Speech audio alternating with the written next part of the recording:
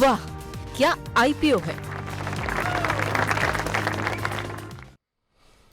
खास पेशकश हमारी वाह क्या आईपीओ है। और आज छुट्टी का दिन है तो अगले हफ्ते क्या कुछ रणनीति आपको आईपीओ बाजार को लेकर के होनी चाहिए, इस पर जरा बातचीत कर लेते हैं। और सर, वैसे तो आपको लोग पूरे कार्यक्रम में ही मिस कर रहे थे, बहुत सारी टिप्पणियाँ आई थी, लेकिन आईपीओ सेगमेंट को लेकर के आपकी डिमांड सामान्य से 4 गुना ज़्यादा थी और इतने सारे आईपीओज रहे, उस पर आपकी टिप्पणी नहीं आई।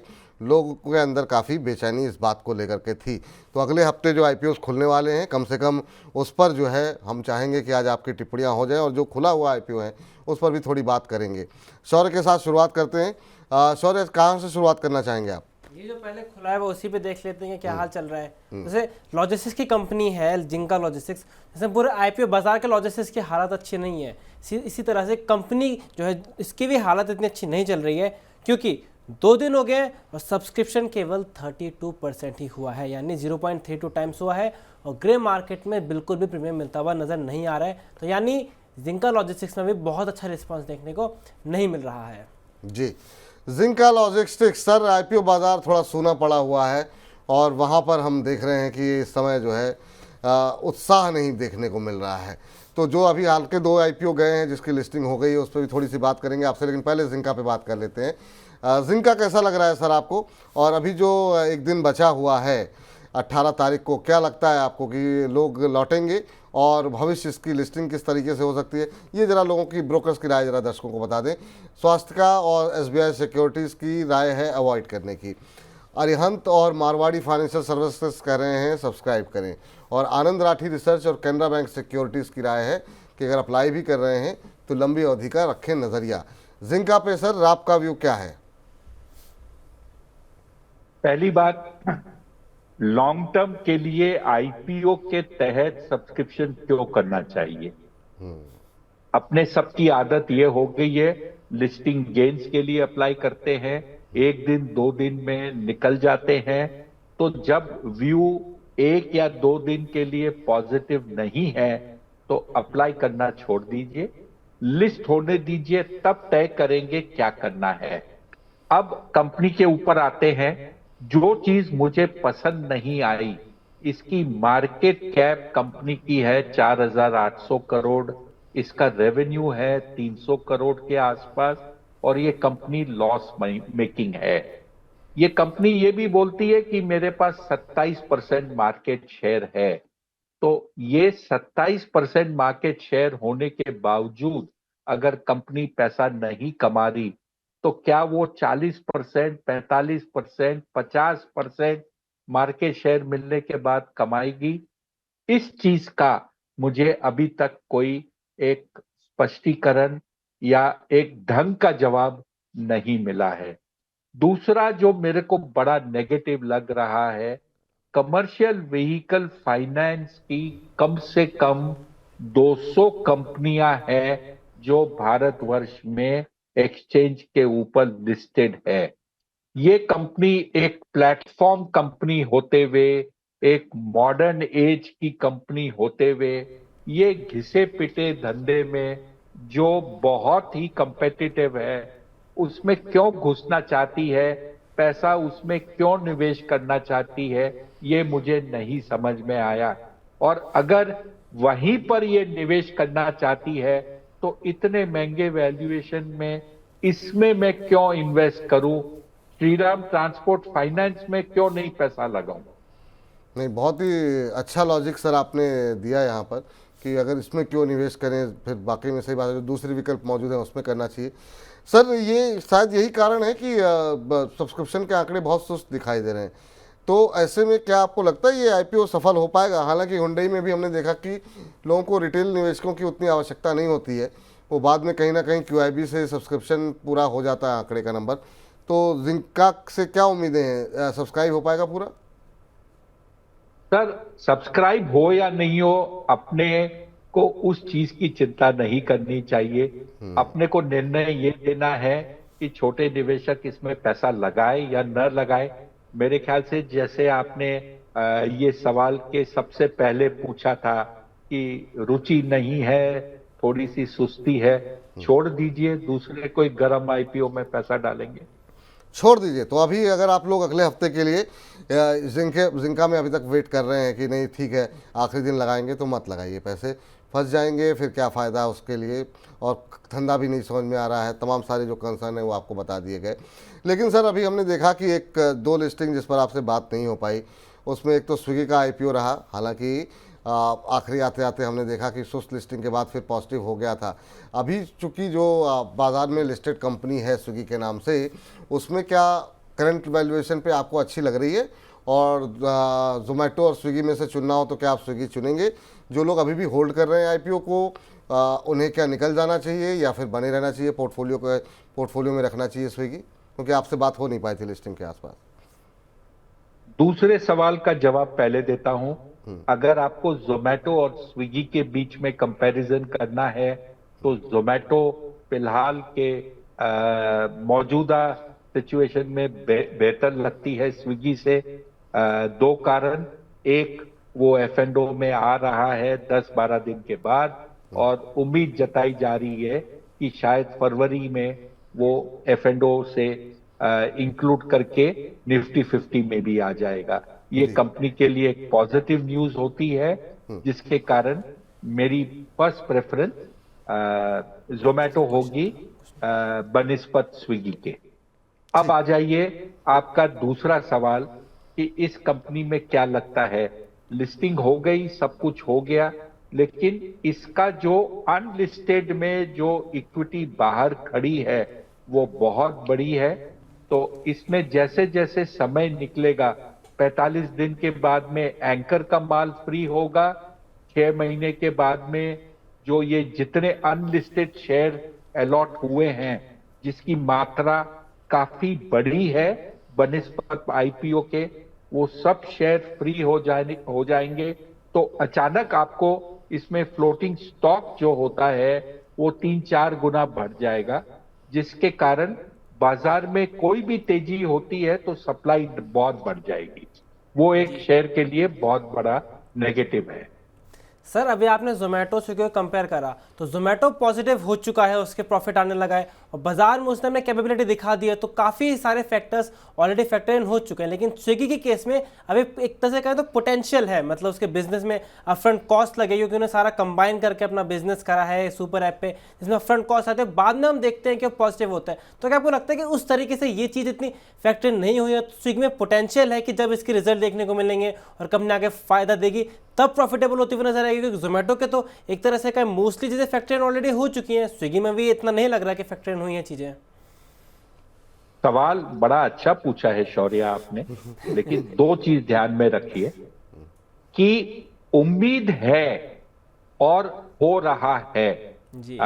एक चीज आपको और बताना चाहता हूं कि ये जो स्विगी, इंस्टामार्ट, ये जेप्टो और ये सब जो कंपनी है 10 मिनट डिलीवरी, आप इनके ऊपर से जो प्रोडक्ट मंगाते हैं, जब आप छोटी वैल्यू की प्रोडक्ट मंगाते हैं और उसका टोटल कॉस्ट ऐड करके देखते हैं, तब आपको पता चलता है कि आपने कितना महंगा वो आइटम खरीदा है। मैंने इनसे एक सवाल पूछा कि मैं जो मेरे महीने में एक बार सब सामान घर गृहस्थी का जो मंगाता हूं, आटा, दाल, चावल, चीनी वगैरह वगैरह, जो आप रोज की रोज नहीं खरीदते, क्या आपकी ये ग्रोसरी मार्ट उसको डिलीवर करेगा? तो स्विगी वालों ने साफ जाहिर करके कहा कि सर आप हमारे कस्टमर नहीं हो, हम उस आदमी को डिलीवरी करेंगे जो 500-600 रुपए का सामान मंगाता है और वो स्कूटर की वो जो ऊपर जो एक छोटा सा डब्बा होता है उसमें आ जाए। आप जो 1 महीने का सामान मंगाते हो, हमको वैसे 10-12 स्कूटर को भेजना पड़ेगा आपके यहाँ डिलीवरी करने के लिए। दूसरा उन्होंने ये कहा कि आप जो प्राइस देखते हो, क्योंकि जो दुनिया में बाकी के जो ये सुपरमार्ट होते हैं जो डिलीवरी करते हैं, वो आपको MRP पे डिस्काउंट देते हैं। बोले हम डिस्काउंट वाली कोई चीज बेचते ही नहीं है हमारे यहाँ, हमको फुल प्राइस चाहिए, उसके ऊपर डिलीवरी प्राइस चाहिए। तो ये जो इंस्टामार्ट की सर्विस वाली जो सर्विस है, ये विपुल जी सिर्फ उन आदमियों के लिए है, उन घरों के लिए है जहां पर उनको इमरजेंसी परचेज चाहिए और न कि उनकी सिस्टमैटिक मंथली परचेज चाहिए। ये आपने बहुत ही महत्वपूर्ण बात कही है, और महत्वपूर्ण इसलिए क्योंकि ये अनुभव मेरा भी रहा है कि आपकी ओवरऑल जो है, जब आप दो चीज़ों को तुलना करते हैं तो थोड़ा थोड़ा करके कॉस्टिंग काफ़ी बढ़ जाती है अगर आप इनके माध्यम से अगर आप ग्रोसरी के सामान मंगवाते हैं तो। और एक महीने का मंगा ही नहीं सकते, जैसा कि आपने जिक्र किया, बात सही कह रहे हैं आप। चलिए आगे बढ़ते हैं, और जो है बहुत सारे सवाल भी हैं, लेकिन सवालों का जिक्र करें उससे पहले ज़रा एनटीपीसी ग्रीन, जी हाँ, अगले हफ्ते खुलने जा रहा है बड़ा आईपीओ। बड़े आईपीओ की बड़ी तैयारी अभी से करनी शुरू कर देते हैं। छुट्टी का दिन है, सैटरडे संडे सोचिए, और फिर उसके बाद से सैटरडे संडे मंडे 3 दिन का टाइम है आपके पास। ट्यूसडे से खुल रहा है आईपीओ। क्या करना चाहिए, पहले ज़रा फंडामेंटल समझ लेते हैं। प्राइस बैंड क्या है एक बार फिर से समझ लेते हैं शौर्य से। जी, आपने बड़ा आईपीओ शब्द बोला, और जिस आईपीओ से जुड़ जाता है वो हमने देखा है उसका परफॉर्मेंस ना हो नहीं पाता। तो देखते क्या ये तोड़ेगा उस आउटलायर को। उत्तर प्रदेश दिल्ली के अंदर ऐसे शब्दों पे फिर पनौती शब्द बोलते हैं, जहाँ आपने बड़ा बोला वो फिर बड़ा हो ही नहीं पाता है। वो हमने स्विगी में देखा, और वो हमने हुंडई में देख लिया, हमने कई जगहों पे देख लिया, रिलायंस पावर में देखा था जब आईपीओ आया था। तो ये बात तो सही है। खैर चलिए, सबसे बड़ा नहीं है तो ये अच्छी बात है। जी मैं इसलिए कह रहा हूँ कि इंडिकेशन थोड़े उस टाइप के लग रहे हैं। पहले आपको आईपीओ की डिटेल देते हैं। तो आईपीओ 19 नवंबर को खुला है, 22 नवंबर तक खुला रहेगा। प्राइस बैंड है 102 से लेकर 108 का, और इसको लेकर थोड़े कंसर्न भी जताए जा रहे हैं कि प्राइस बैंड थोड़ा महंगा रखा गया है। उसके ऊपर जो आईपीओ का साइज है वो काफी बड़ा है, 10,000 करोड़ का आईपीओ का साइज है। और इसमें ग्रे मार्केट में नजर डालें तो ग्रे मार्केट में अभी केवल 2 रुपए का प्रीमियम चल रहा है, यानी ग्रे मार्केट में ऑलमोस्ट फ्लैट है। तो अगर आगे आने वाला टाइम में मार्केट थोड़ा और गिरा तो हो सकता है कि यहाँ में ग्रे मार्केट में प्रीमियम खत्म होता हुआ नजर आ जाए।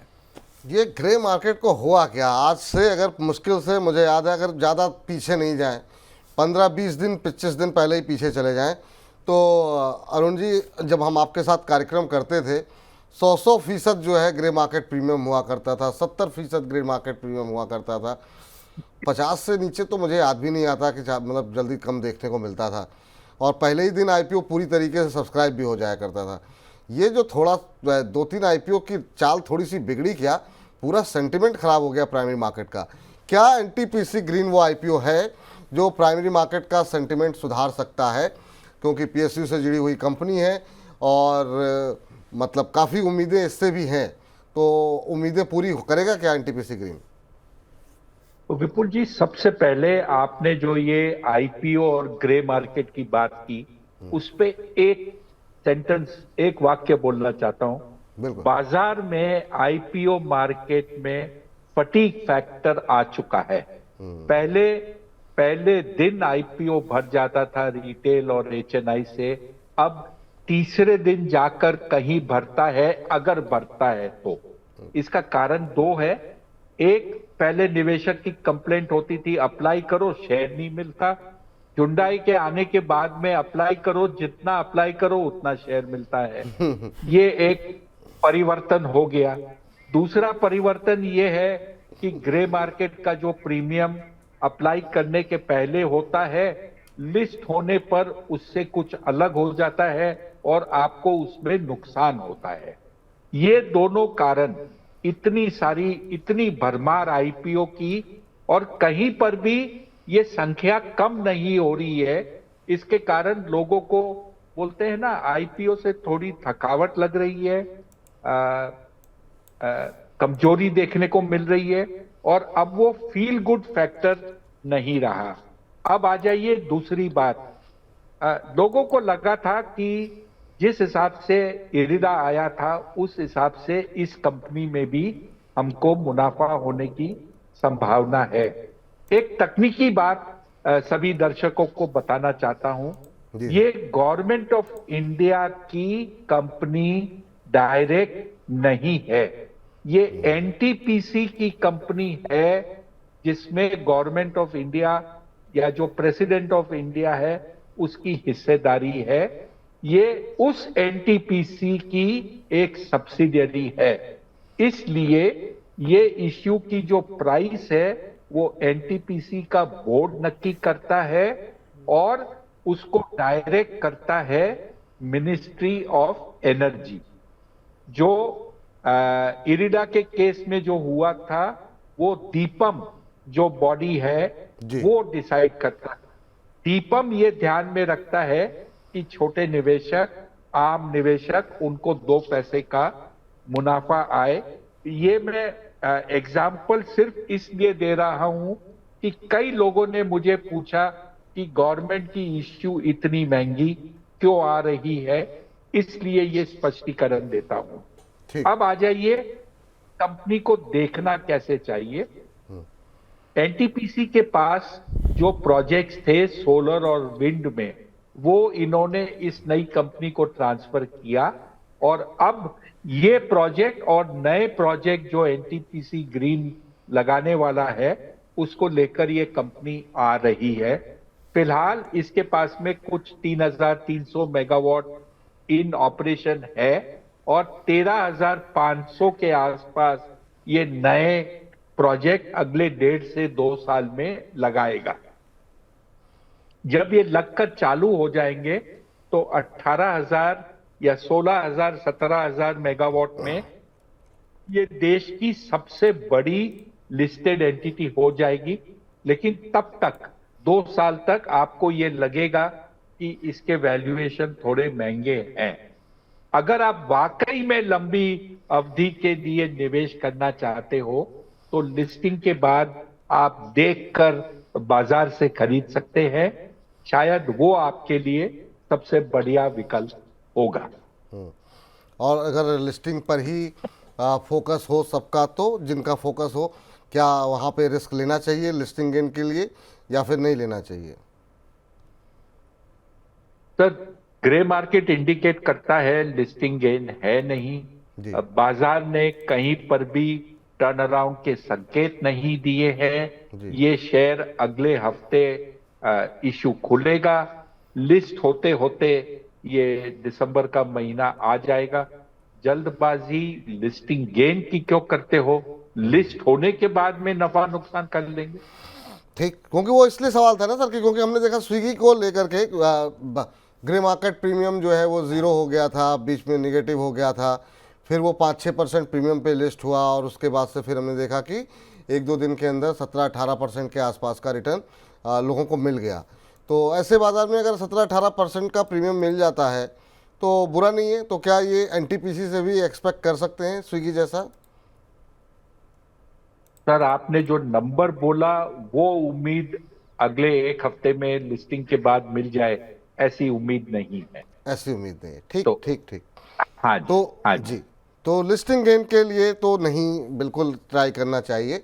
हाँ, लंबी अवधि का नज़रिया है तो एक बार लिस्ट हो जाने दीजिए, उसके बाद जो है फिर रणनीति तय की जाएगी। ऐसा मानना है अरुण जी का कि एक बार लिस्ट हो जाने दीजिए, उसके बाद ही पैसे लगाना उचित रहेगा। चलिए, बड़ी संख्या में जो सवाल आए हैं, 1-2 सवालों के उत्तर दे देते हैं, जिसमें प्रतीक जी हैं और उन्होंने 50-60 प्रश्न भेज दिए एक ही सवाल को कॉपी पेस्ट कर करके। कह रहे हैं कि एक्मे फिनट्रेड के शेयर इन्होंने लिए हुए हैं। अच्छा, ये आईपीओ पे हाँ, कह रहे हैं एक्मे फिनट्रेड के शेयर 120 पे इन्होंने लिए हुए हैं और शायद आईपीओ का सवाल है कि नहीं। और ये कह रहे हैं कि मैंने अरुण जी के कहने पर लिया था, 1 साल का नज़रिया है एक्मे फिनट्रेड पे, अभी मुझे क्या करना चाहिए? तो एक्मे फिनट्रेड पे अभी आपकी सलाह क्या रहेगी सर?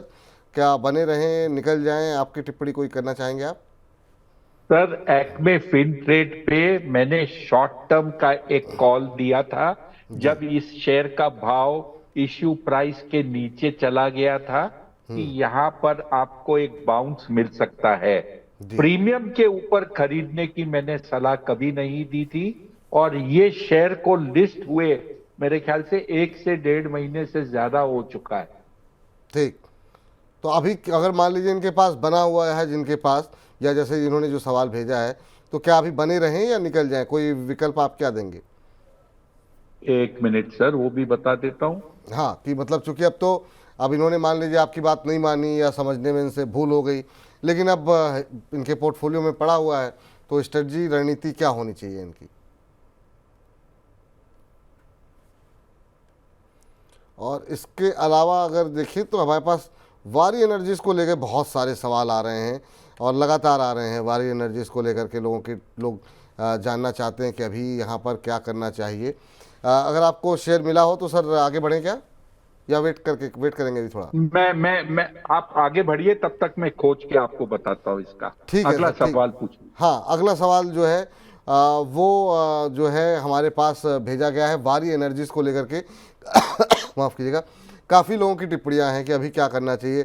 कुछ लोगों ने ये भी कहा कि आपके यहाँ एक एक्सपर्ट आते हैं, उन्होंने कहा था कि ये नीचे आ जाएगा, वो नीचे नहीं आया, हमको लॉस हो गया, हमने प्रॉफिट उसमें बुक कर लिया।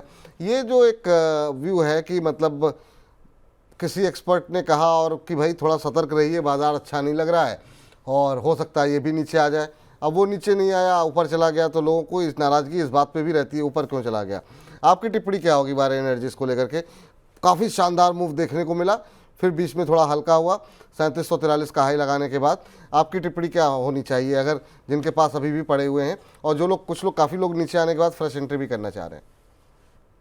विपुल जी, आपके सहयोगी शौर्य ने मुझे एक सिक्का दिया और बोला ये बताओ कि क्या होगा नतीजा।